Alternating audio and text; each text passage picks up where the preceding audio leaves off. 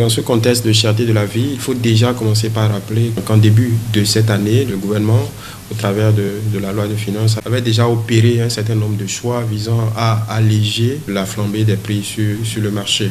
Le gouvernement a renoncé partiellement à la TVA sur le riz, par exemple, ainsi que tout ce qui a comme taxe sur le riz importé et les jus de fruits produits en République du Bénin. Il faut aussi rappeler que déjà en début d'année, le gouvernement subventionne les produits pétroliers à hauteur de 5 milliards de nos francs CFA par mois. Ça, c'est déjà l'existant.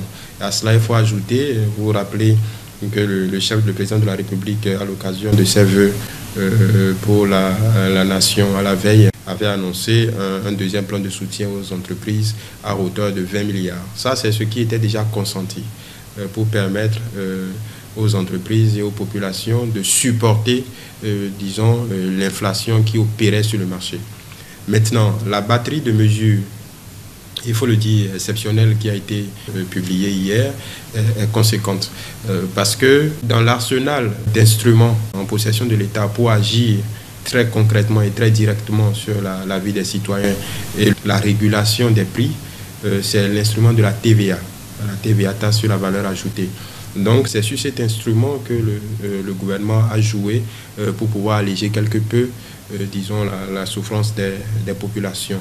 Et encore là, on est allé vers une application d'un taux forfaitaire toujours sur le riz importé, sur les huiles végétales, sur le blé. Et le gouvernement aussi a consenti à un abattement sur les droits de fret maritime et aérien. Donc, ce qui va impacter directement aussi le prix de la douane payé par les importateurs. Donc, quitte à eux maintenant de reverser cet abattement que l'État a consenti sur les produits de première nécessité. Donc, il ne s'agit pas seulement hier de riz, d'huile végétale et de blé. L'abattement sur les frais de douane devrait amener normalement à impacter tous les autres produits importés.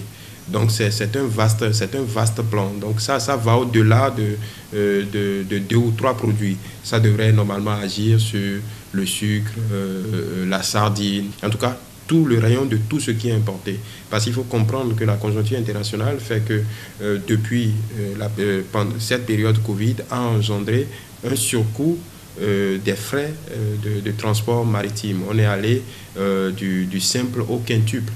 Donc pour un importateur qui voit ses coûts de transport, à part ceux qui arrivent à quand même à faire ce qu'on appelle le groupage, c'est-à-dire beaucoup d'importateurs se rassemblent et prennent un bateau, ce qui a tendance à diminuer leur coût de transport, il n'en demeure pas moins que le prix du transport s'est apprécié, le prix du fret maritime s'est apprécié et les importateurs légitimement ont répercuté ces prix additionnels sur le prix final, le prix de vente des produits.